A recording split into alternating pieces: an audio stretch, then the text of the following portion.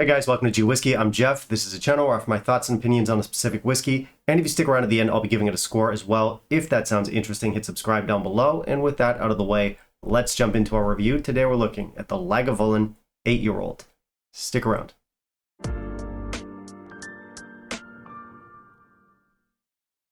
Okay, it's the Laga 8 today. This is one that I'm kind of surprised I haven't touched on yet. It has been out for years.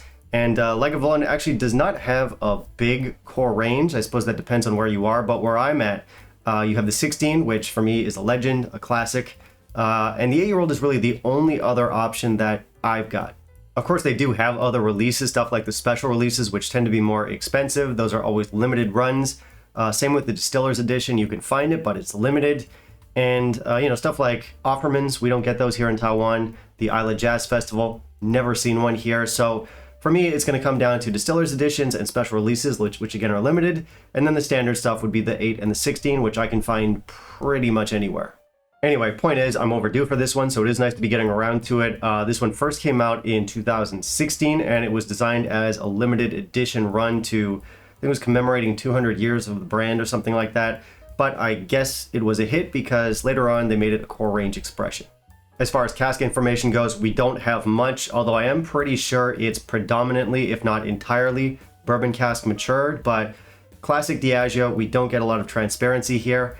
However, the specs are a little bit better than what we were usually getting from Diageo, and we will touch on that in a second. Beyond that, we've got an 8-year-old age statement, which isn't something that's too common, and this is not something I checked into, so I might be wrong, and if I am, someone will definitely let me know down in the comments, but I think this is the only Diageo product that's got an under 10-year-old age statement, and that's appreciated. That's nice to have.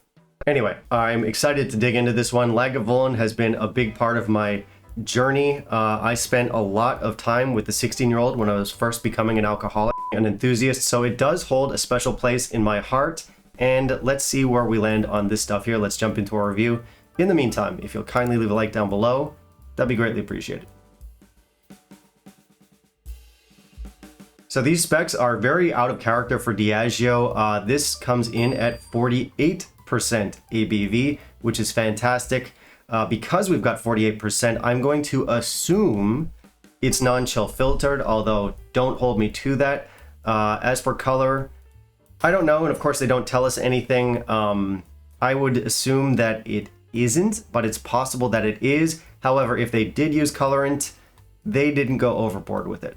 And let me just say this, I think this is a good start. Obviously, still room for improvement, but ABV is probably, for me, the most important of those three specs. So if we've got a whiskey that's 46% or higher, that's the big one for me. And listen, I know there are a lot of people out there who boycott Diageo, and I get it. It makes sense. I respect it. Personally, I love some of their brands just too much to give up on them completely, but I do understand how frustrating it can be to buy their products. They're often overpriced, and they give us weak specs. But in this case, I'd rather just employ the carrot and not the stick and say, good job, Diageo. This is a nice start. Hopefully down the line, we'll get more core range expressions that are not only higher in ABV, but also fully natural in their presentation. So more like this, please. Maybe we could do Oban next. So I've always loved Diageo bottles, and usually I like stuff that's a little bit more modern, a little bit more flashy. This is not modern or flashy, but it also doesn't feel too old or stuffy. It's a nice middle ground. I like the tinted glass. I like the double label. I couldn't tell you why, but the look works for me, and I'm giving it 5 out of 5. Obviously, this doesn't tell us much about color or chill filtration, which is disappointing, but definitely not surprising. I've got a little blurb down there that doesn't say very much. Actually, the look overall is quite straightforward, pretty bare bones. We are shy on some info, but the bottle looks great. I'm okay with it. On the nose, this is very Lagavulin, which for me means it's got a sweet earthiness and some nice black tea notes in there. I also get honey, some cereal, some salt. There's an interesting tree note in here. So it's like a cedar tree, pine tree, Christmas tree, something like that. This is very coastal. We have a beautiful peatiness here with just the right level of sweetness. I get Tiger Balm, which is kind of like this eucalyptus mosquito rub type thing. Smoked goat cheese. Now this is not like cheesy or lactic or funky in the way a lead jig would be, for example. But just like the smokiness, the way it manifests in cheese, the way you get smokiness from cheese, I kind of get that here. It's really interesting. It's a really nice nose. On the palate and finish, this one is full, it's mouth coating, it's smoky. We have a great oiliness here. Once again, I'm getting that sort of like a cedar, balsam, Christmas tree type note, which I think is really interesting. Where our nose was coastal, this one goes more full on. So it's very maritime, very coastal. It's also a little bit floral. I'm getting, again, that black tea note. So like black tea, oolong tea, very tea-y. That's not a word. The finish is long on sweet leather, beef jerky, and a soft floral honey. Really nice. All right, so this is good. It's really good, and it's better than I was expecting when I first had a bottle of this stuff. What I like is that it goes in a completely different direction than the rest of the range. This is completely different from your distiller's editions. It's completely different from the special releases. And of course, it's completely different from the regular 16. Which is probably good or bad depending on who you ask. And listen, I love the 16. Notoriously overpriced these days, and it's definitely not the ABV that we'd want, but how many people got into whiskey just based on that one bottle alone? Speaking personally, I love the 16. It was such a huge part of my formative years, which is a weird way of saying that. Formative years. I mean, if you ask any normal person, formative years would mean childhood. But I guess not me. No, I'm very quirky. But yeah, the 16 was one of the bottles that got me into peated whiskey, and despite the price, the ABV, the specs, everything it's got working against it, nostalgia is a powerful thing, and I'm always going to have love for that bottle. But going back to my original point, I'm glad that we're not trying to recreate the 16 as a younger version. The 8 does go in a different direction, and I like that. Where the 16 is calmer, it's more refined, more sophisticated, more gentlemanly, if you will. The 8 is more robust and it's more straightforward. We still very much have the house style here, but it's louder, and we don't have the sherry cast. We don't have that 43%, so it's more full on. And listen, if we're comparing this to the 16, I'm not going to say it's better. That would be a mood thing. But yeah, in some ways, it's better. We've traded a lot of that sophistication for intensity. We've traded that sherry influence for more of a straightforward distillate-driven flavor profile, and I think it works. Now, obviously, if you're coming to this one straight from the 15, it is going to be less refined, it is going to be less sophisticated, but I feel like, I mean, you should expect that. It is literally half the age, and I think most consumers are, smart enough to know better. That being said, this is not too young, not even close. I don't like a lot of these 3, 4, 5-year-old cast strength peat monsters. They're absolute beasts. I like a little bit of refinement in my whiskey, even when they're on the younger side. As far as casks go, as far as age goes, for me, this is right where it needs to be. In fact, this is surprisingly rounded and gentle for an 8-year-old at 48%. Maybe too rounded, too gentle for some people out there, especially if you're coming from the 12-year-old and you're looking for another 12-year-old, those special releases. This is not that either. And I like that this whiskey is not a beast. I think we have enough of those cast strength peat monsters on the market. This is not trying to be one of those. Also, I touched on this earlier, but credit where it's due. It's nice to have that 8-year-old age statement. There's not a lot of brands that are willing to take the risk and give us age statements that are under 10 years old.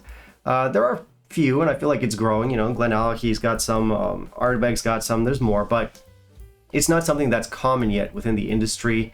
And it does seem like we're going more towards no age stated whiskey. So when we get an age statement and it's under 10 years old, as consumers, we appreciate that transparency. Transparency is sexy. Sexy. Weird word choice. I'm gonna leave it in.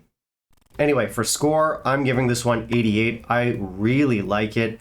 I think depending on my mood, I might reach for this or the 16-year-old.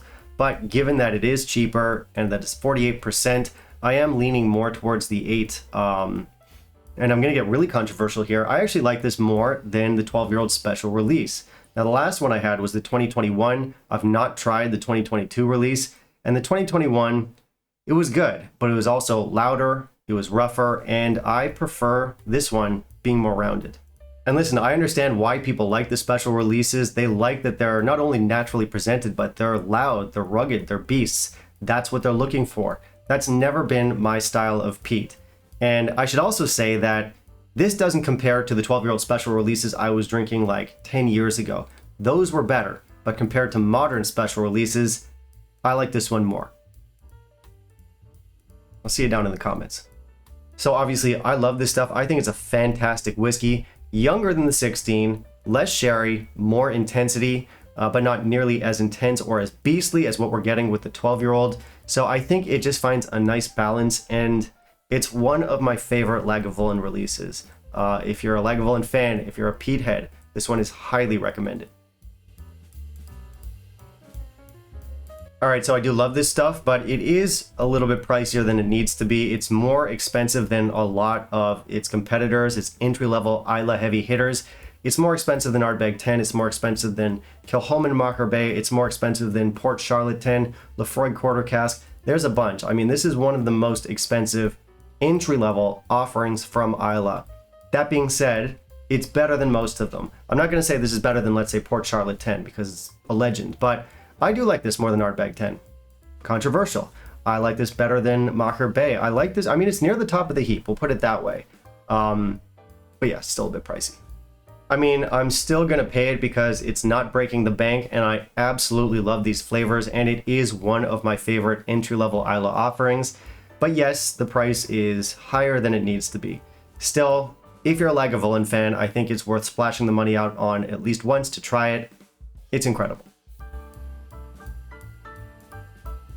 And that is going to be it for me today, guys. Thank you very much for watching. If you want to help support the channel, I do have the Patreon. Otherwise, you can like, comment, and subscribe. That's always appreciated. I do want to hear your thoughts. Have you tried the 8? How does it compare to the 16 or other Lagavulins from the range? Let me know down below. Also, down below in the comments, you can tell me what you want to see me review next, and I'll keep it in mind for my upcoming videos. Bye, guys.